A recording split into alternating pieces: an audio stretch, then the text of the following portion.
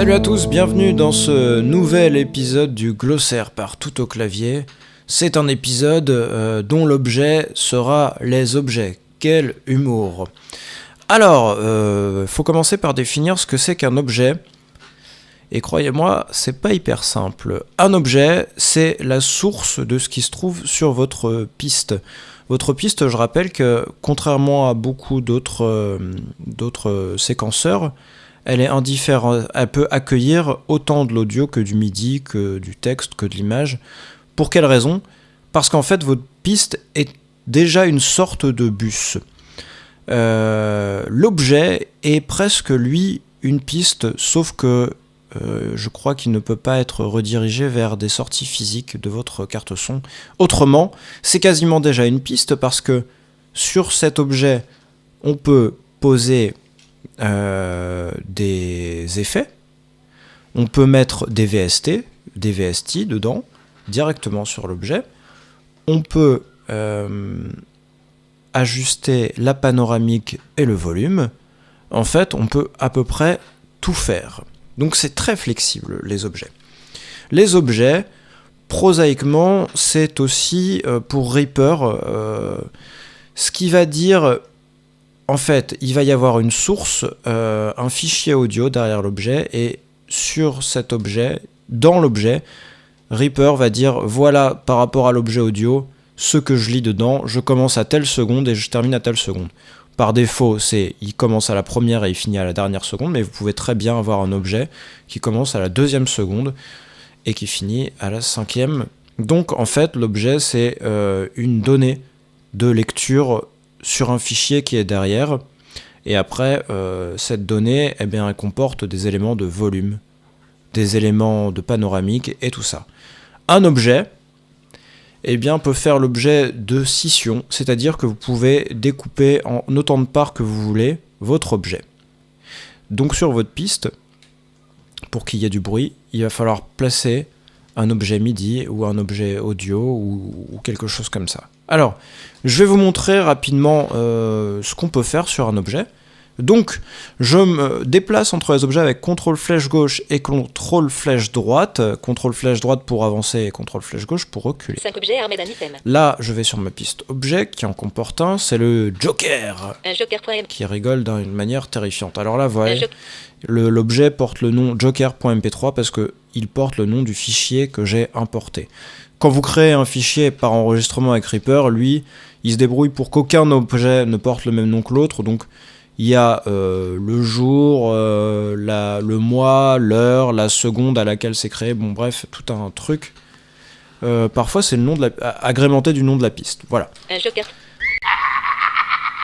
Alors qu'est-ce qu'on peut faire sur cet objet ? Pas mal de choses, comme je vous le disais. D'abord, si vous êtes sous Windows, CTRL majuscule P invoque les item parameters dans lesquels on a l'item volume et le take volume. Oui, parce qu'un objet peut comporter plusieurs prises. Donc c'est un conteneur qui peut même se référer à plusieurs fichiers.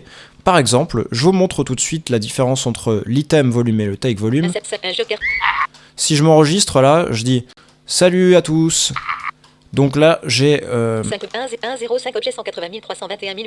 écrit sur le début de l'objet salut à tous.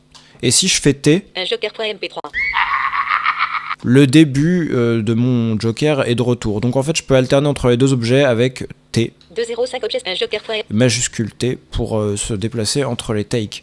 Ça, c'est donc la différence entre item volume et take volume, c'est que item volume, je vais régler au général les deux fichiers, je vais augmenter de plus 1,58, alors que le take volume, ça sera que celui sur lequel je suis.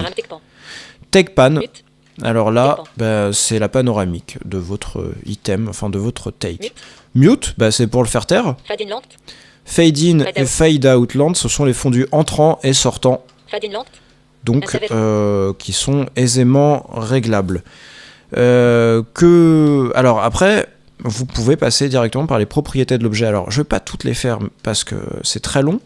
Média item pro. Mais si on se balade vite OK fait, bouton. Position. Édition. Sélectionner 1h09. position, ça vous indique où est-ce qu'il est placé dans la timeline, dans le temps. Lente. Édition. Le length, c'est sa durée, Time bouton radio. qui est exprimée ici en time quand vous tabulez, BA bouton mais radio vous coché. pouvez aussi l'avoir en bit, donc si vous faites de la musique, c'est plus pratique. HMSF BA time bouton. HMSF, en fait, en un tas d'unités. Fade-in. Édition. Le fade-in, donc là, vous avez le temps que mettra à entrer votre objet, donc le fondu entrant. Cure. Bouton. Fade out. La même chose pour le fade-out. Q. Bouton. Snap offset. Édition. Le snap offset, ça a un rapport avec la grille et le début de la lecture. Mais je ne saurais pas vous en dire plus. Item time base. Liste déroulante track bar oblique project default time base réduit alt plus V. Alors l'item time base, c'est si vous changez le tempo, est-ce que l'item doit être assujetti au tempo du projet ou garder sa vitesse initiale? Item mix behavior. Liste déroulante project default item mix behavior. Alors item mix behavior, c'est quand il y a deux items qui se chevauchent sur une même piste, est-ce que ils vont se mélanger au plan du son ou est-ce que le deuxième item va prendre le pas sur le premier? Enclosed item replace enclosing items always mix. Item always mix, c'est ce que je vous disais au début, il se mélange. Enclosed item replace. Et ce enclosed item replace, Enclosed item replace replace enclosing item. enclosing item, c'est le deuxième objet qui va prendre l'ascendant dès lors qu'il va commencer sur le premier objet. Ils ne pourront pas se lire en même temps. Items always replace et allié item. Et là, c'est l'inverse, je crois. Enclosed. C'est le premier qui prendra toujours le pas sur le second. Active tech. Liste déroulante 1. Joker.mp3. Alors voilà, là on a les active take. 2. 05 objet 104. On voit que je peux me déplacer dans la liste. 1. Joker.mp3. Loop source casa coché coché alt plus L. Loop source, ça c'est si vous étirez votre objet et qu'il est correctement découpé, eh bien vous pouvez en une seconde étirer par exemple un pattern de batterie 4-4, il peut faire 4 minutes tout de suite quoi, avec une seule commande. Mute casa coché non coché alt plus Vous M. pouvez le mute, hein. Lock casa coché non coché. Vous pouvez le lock, ça sert à...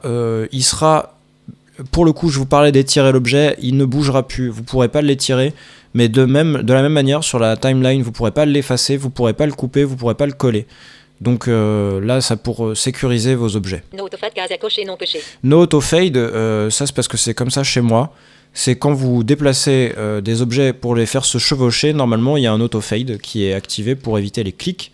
Là, il n'est pas actif. Play all tag casa coché non coché alt plus. Play all take, c'est pour jouer tous les takes en même temps. Coché. Tech property group page Écoutez, tech sélection supprimée. Zut. Sélectionner 0 play no autofade casa coché. Bah non, ça marche pas là. Play all tag casa coché coché alt plus non Je sais coché. pas pourquoi. Tech property group page tech name start in source édition. Sélectionner 0h.000. Voilà, alors là, c'est ce que je vous disais, le start in source, il commence à 0.0000, mais il peut commencer un peu plus tard, c'est à vous qui décidez. Pitch adjust. Ça permet des fois de couper votre objet avant, et ça peut être, c'est pour ça que c'est non destructif.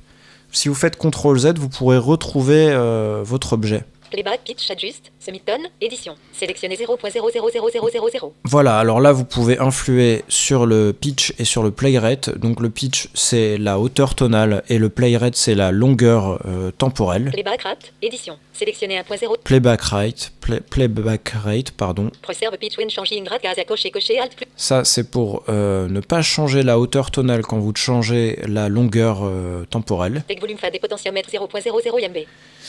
Take volume fader, Techpan fadé. c'est le volume. Techpan fade et potentiomètre. C'est la panoramique, c'est ce qu'on voyait dans CTRL majuscule P. Normal bouton. Interface casa coché non coché. Là vous pouvez corriger des problèmes de phase. Normalise bouton alt plus N. Normalize, Tech pitch shift bar oblique. c'est pour monter tout à 1 décibel en commun. Tech pitch shift bar oblique time stretch mode groupage. Tech pitch shift bar oblique time stretch mode liste déroulante project default réduit. Alors là, le time stretch mode, c'est vous pouvez changer l'algorithme. Zone touch. Simple window élastique de Vous voyez, vous avez plusieurs simple zone touch. Project default. plusieurs algorithmes différents qui seront plus ou moins efficaces selon que c'est de la musique, que c'est un instrument, une guitare, une voix. Faut essayer. Par défaut, là, donc, il est sur Project Default. Stretch marker fat size édition. Sélectionner 2 points. Optimise fort tonal content casa code tech media source. Resample groupage. Tech media section. Casa reverse casa coché non coché. Property point. Chose new fil point. Renam fil point. En gros, là, j'en saute, mais TakeFX point point point. on a vu le gros. Alors, TakeFX, voilà, Un joker point. ça me permet... je vais vous montrer deux choses. D'abord, en appuyant sur V, je peux inverser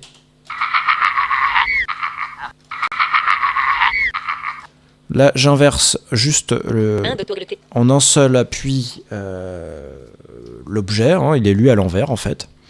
Et puis avec majuscule plus E, tout comme sur une piste, sauf que là, on peut le faire sur un effet, et bien je peux mettre par exemple une reverb. Voilà. Tout simplement, et ça me permet parfois de diminuer la nécessité de faire de l'automation, puisque je peux, objet par objet, décider de placer ça à gauche avec un effet dessus. Je pense que j'ai fait le tour, en gros. Je vous disais là qu'on peut splitter, juste ce truc, qu'on peut splitter un objet, faire une scission de l'objet en français, le copier, le coller. Oui, pareil, souvent... on me demande comment je peux faire démarrer ma piste plus tard. Eh bien, on ne peut pas faire démarrer sa piste plus tard. La piste, en fait, elle est sur toute la timeline. Elle est tout le temps présente. En revanche, si on veut démarrer plus tard, eh bien, comme la source de la piste, c'est l'objet, eh bien, on colle l'objet pour le mettre un peu plus tard, tout simplement. Donc là, je peux prendre ma partie 2 du rire, je le coupe avec CTRL X, j'avance, je le colle ailleurs, et voilà, on n'a que la fin. Et là, ça, je peux même faire une scission en appuyant sur S ou sur A. Et donc là, mon objet qui était unique devient 2. Et donc je peux inverser la deuxième partie uniquement. Et puis placer la partie précédente sur une panoramique très droitière. Voilà. Vous entendez? Donc ça va très vite, c'est très flexible les objets. Essayez de retenir qu'en fait ce sont des morceaux de bande si vous devez essayer de faire un parallèle avec l'analogique. J'espère que cet épisode a été assez clair, je me tiens à votre disposition, n'hésitez pas si vous avez des questions, en commentaire du blog, de la chaîne YouTube à laquelle vous pouvez vous abonner, et puis aussi me suivre sur Tout au clavier via le réseau superbement social Twitter. À bientôt, ciao!